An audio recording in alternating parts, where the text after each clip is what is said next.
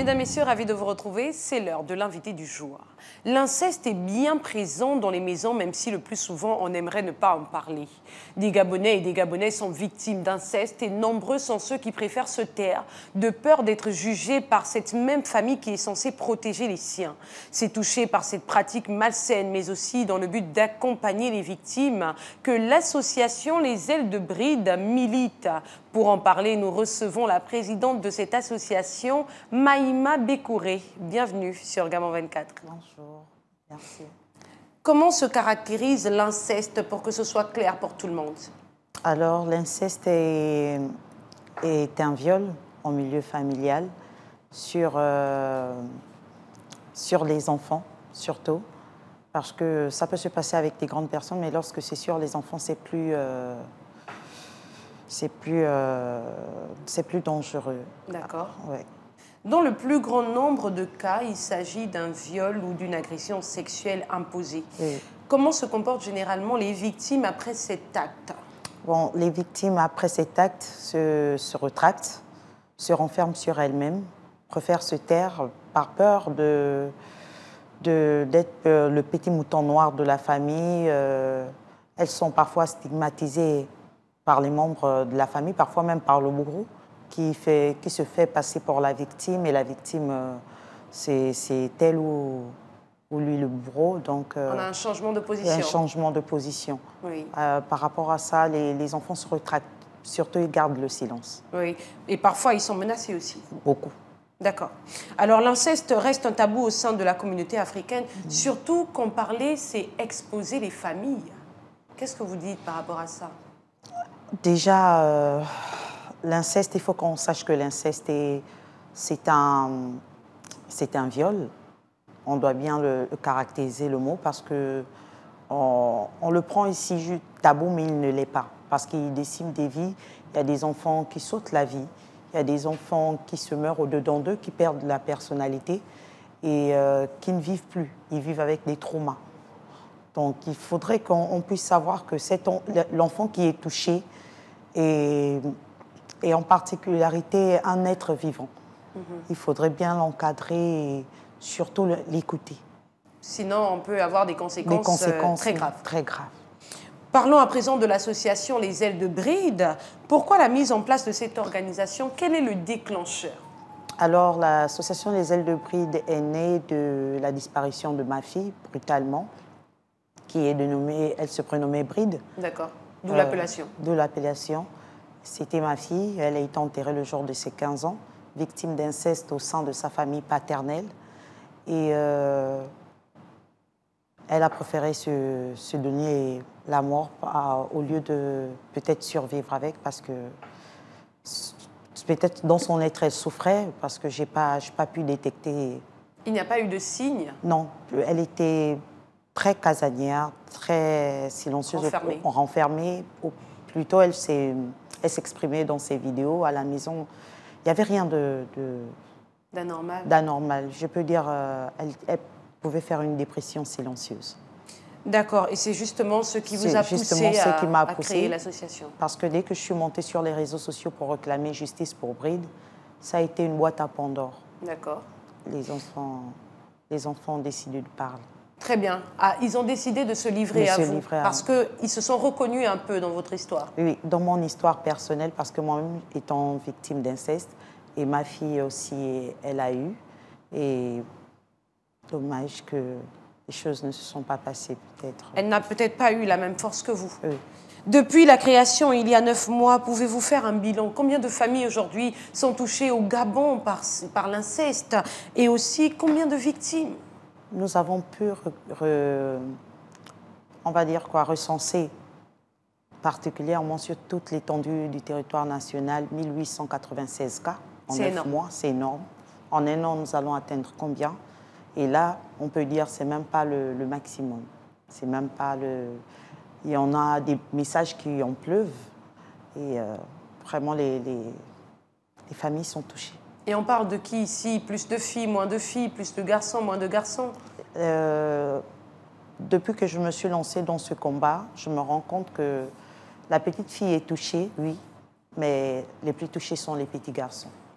D'accord. sont les petits garçons. Et là, on est dans un cadre assez restreint. Le garçon, il n'est pas ouvert comme la fille. Oui. Comment vous faites pour emmener ces petits garçons ou ces jeunes garçons à parler de cette mauvaise expérience? Déjà, la première chose, c'est qu'ils viennent vers nous. Ils viennent vers nous et notamment, ils veulent parler avec moi parce que selon eux, je peux leur comprendre vu mon vécu et je leur laisse du temps. Il faut vraiment accorder le temps aux victimes d'inceste, de prendre la peine de respirer, de se confier et en fait, surtout de les écouter parce qu'ils ne sont pas écoutés pour eux, ils sont remplis de honte. Et dès lors, il y a déjà le déclencheur, ils se mettent à parler, c'est fini. D'accord. Et comment on emmène justement ces jeunes enfants à s'ouvrir lorsqu'ils sont de nature renfermés? Si on a par exemple dans la maison un parent qui n'est pas très ami avec son fils ou sa fille, comment ce parent-là va faire pour emmener cet enfant à parler? Déjà, le parent doit être observateur parce qu'il y a des comportements quand même, des petits signes. C'est ce qui a permis aussi, dans mon cas, de reconnaître que ma fille, il y a quelque chose qui clochait. Si vous avez par exemple un enfant qui est vivant et cet enfant, tout d'un coup, devient renfermé, moins dynamique, dynamique, il n'est plus avec les autres, il y a plusieurs signes. Son état psychologique ou ses moyennes baissent, il y a des choses qui doivent vous interpeller à ce moment-là. D'accord. Alors, est-ce que vous avez des cas concrets qui sont sortis de cette position, qui aujourd'hui ont retrouvé la joie de vivre, par exemple? Oui, beaucoup de cas.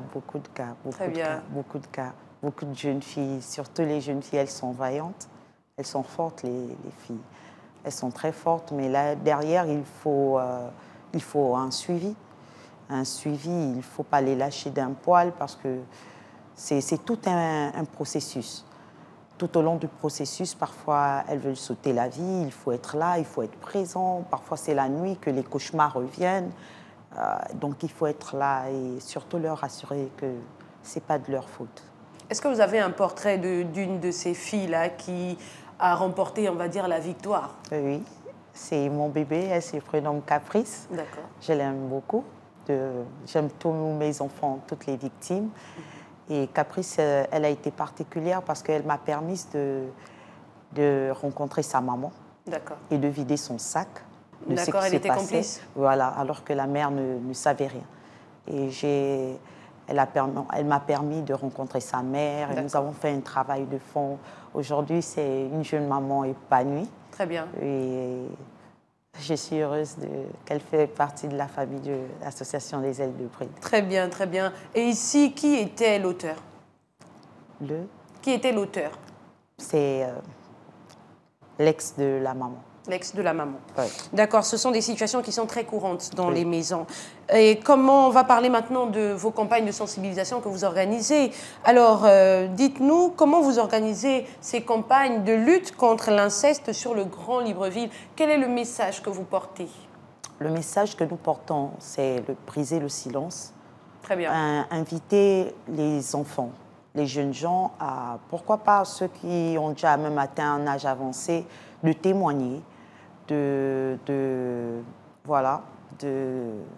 d'inciter les autres à ne plus se taire, parce que le fait que nous gardons le silence, ça brise à l'intérieur, surtout au niveau psychologique. Et pendant cette campagne de sensibilisation, nous ne voulons pas seulement dénoncer, mais aider les victimes dans le parcours juridique et psychologique aussi. Très bien. Et comment vous organisez? Êtes-vous accompagné ou vous fonctionnez sur fonds propres? Fonds propres. D'accord. Nous n'avons pas encore d'accompagnement. Est-ce que vous êtes allé vers des associations qui luttent également dans le même sens ou encore allé vers des ministères? Est-ce que vous avez entrepris des démarches? Oui, mais c'est un peu... Nous avons même beaucoup d'accusés de réception, surtout lorsque vous êtes une jeune association, on ne vous prend pas au sérieux. D'accord. Alors que sur toute l'étendue du territoire gabonais, on connaît le travail qu'ABA l'association Les Ailes de Bride en ce moment. Donc, on ne prend pas au sérieux, surtout l'acquisition du récépissé qui doit être formel. Nous ne l'avons pas encore reçu du ministère de l'Intérieur. Nous travaillons avec nos propres fonds, ce n'est pas facile. Assez que les partenaires ou les ONG s'associent à nous. D'accord, très bien. Alors, justement, face à la lutte que vous menez contre l'inceste, quel est votre plaidoyer aujourd'hui? Alors, mon plaidoyer, il est ceci. Déjà que les victimes sachent que ce n'est pas de leur faute ce qui est arrivé, que les victimes sachent que aujourd'hui l'association des Ailes de Bride se lève pour les écouter, les accompagner, les sensibiliser, les éduquer, qu'ils ne se sentent plus seuls. Nous sommes avec eux, le peuple gabonais avec eux, et qu'ils brisent le silence tout simplement. Très bien. Nous sommes au terme de cette émission. Un dernier mot de sensibilisation afin d'emmener le plus grand nombre à venir à votre rencontre. Juste de se joindre à la cause. La cause, elle est noble, la cause, elle est grande, la vision, elle est énorme. Nous n'avons qu'un seul pays, nous n'avons qu'une seule nation. Alors l'essor de demain, ce sont nos enfants. Ils ont besoin de nous, ils ont besoin de tout le monde. Alors j'appelle toutes les classes sociales, ministérielles, à se joindre à nous. C'est tout ce que nous avons besoin. C'est un plaisir de vous recevoir sur ce plateau. Et c'est ainsi que se referme cette émission de l'invité du jour dédiée à la lutte contre l'inceste. Nous en parlions avec Maïma Bekouré qui est, je le rappelle, la présidente de l'association Les Ailes de Bride.